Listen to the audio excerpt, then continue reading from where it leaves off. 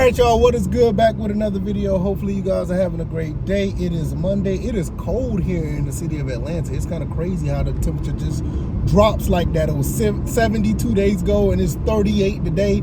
It's kind of weird, but that's how it is. But nevertheless, hopefully you guys are having an awesome off season. Falcons aren't playing. Our Georgia Southern Eagles aren't playing. And moves are being made. Kyle Pitts will be franchise tagged based on reports that I'm seeing over Yahoo, Falcoholic, other sports areas saying that Kyle Pitts is going to be franchise tagged and it's going to be for 1 year and around $15 million. And honestly, I think this is a really good move at the end of the day, because when you really look at what's going on with the Falcons and what's going on with Kyle Pitts, you don't want him to walk after this season that has happened. I think he had like almost 80-something catches, almost close to 900 yards or something like that. That's just off the top of my head. I can't remember how many.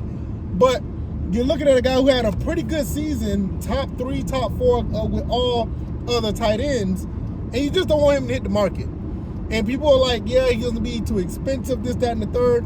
But, you know, with the way Kevin Stefanski runs his offense and the way things are in the league in general, you want to have a guy that can play at that position. And there's no doubt Kyle Pitts can play tight end. Even though that there's some things that's been going on with him are kind of, let's say, for instance, little inconsistent. You know, sometimes people think he's a bust because he's the 4th pick overall at the time. But at the end of the day, you got a 1-year prove-it deal and see if you can come up to an agreement to actually get a deal done. Now, at $15 million for a tight end, that is hefty for the price. So if you do get a deal done, you're going to get a deal somewhere around there or even more. I don't see them going no less than $13 million a year if it's a long-term deal. I think anything under 13 will be a slap in the face. He'll walk, but you're definitely going to have to go more if he's going to be re-signed. But I think the 13 to 15 million a year is, I would say, fair for both sides. But that 15 million tag just tells you exactly what it is. But like I said, this is a good deal for everybody. You get 1 year with Kyle Pitts. Kyle Pitts can tell you what he's worth. He can show you what he's worth at the end of the day. Do you get another good, solid season out of him like you did this year? Then you're probably looking to sign him for 3 more years or something like that. You know, that's pretty cool. Now, also what I will say with that is, look, we're in a situation now where we're probably not signing Tyler Algier.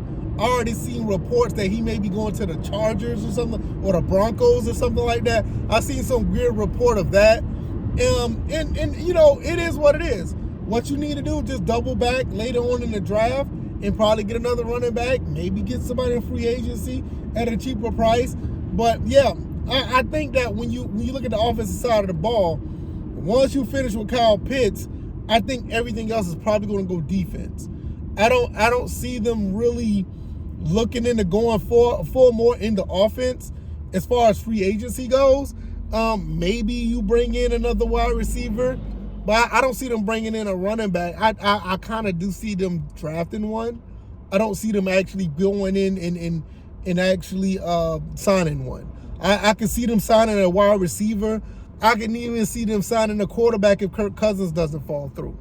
You know, I mean, if he doesn't come through and be the quarterback. So I can see that as well. But all in all, what I think with this, I do think Kevin Stefanski and them are probably going to go more defensive heavy again. And I say again because last year the Falcons did. Kevin Stefanski wasn't here. But because the offense is pretty much in place. You're probably going to need a center. You obviously need a wide receiver number 2. Running back, I'm going to be honest, you can pick one up, either or, but I'm thinking more of the draft. And I think everything else, you're going to go defense. You're probably going to get defensive tackle, cornerback, you want to get linebacker help, and I think we're leaning more towards that. But Kyle Pitts is probably right where it stops when it comes to the offensive side of the ball. Do we need pieces on that side of the ball? Yes. But as far as free agency, I don't see us actually signing anyone significant in the free agent market after you put 15 mil on Kyle Pitts. You know, I mean, that's just my thoughts. I could be wrong. I'm just a guy that talks about Falcons on YouTube. So I'm not the guy that's in the front office. I don't know. But I just don't see it. I don't see it where that's going to be the case. So with that being said, I do believe that this is the right move. Everybody wins. Kyle Pitts gets paid. You know, the Falcons, you know, are actually comfortable with Kyle Pitts. Kevin Stefanski does love playing tight ends on the field, you know, putting them out there and letting them thrive. And people are saying that he should be able to flourish in this offense as well with the rest of the offense. And I don't know. I mean, like I said, the dude was the coach of the Browns. And I know that he did some great things with the Browns as far as their standards. So I still don't know. It's still the Browns, you know what I mean? But I do feel like this works out for everybody. This works out for everybody. I wonder how the fans feel about this. Some people said that he was going to be released. Some people actually, they really wanted him to re-sign him for a long-term deal. And some people say, no, get rid of him. It's a little bit of mixture of everywhere.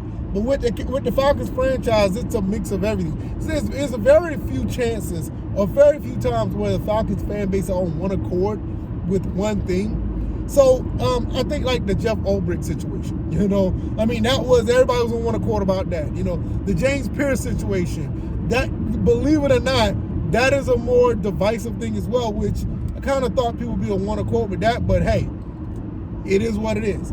I just look at it like this. This right here will tell me if everybody, this will tell me a little bit more about the Falcons going forward when you see other moves that are made. Because I just don't see them going no further with Kyle Pitts offensively. I think everything else is going to go defensive, you know, so I'll see how that goes. I am interested in one more thing before I get out of here. I wonder where Braylon Trice stands right now. Braylon Trice is a guy that's coming off of a couple injuries. James Pierce Jr. has his legal troubles.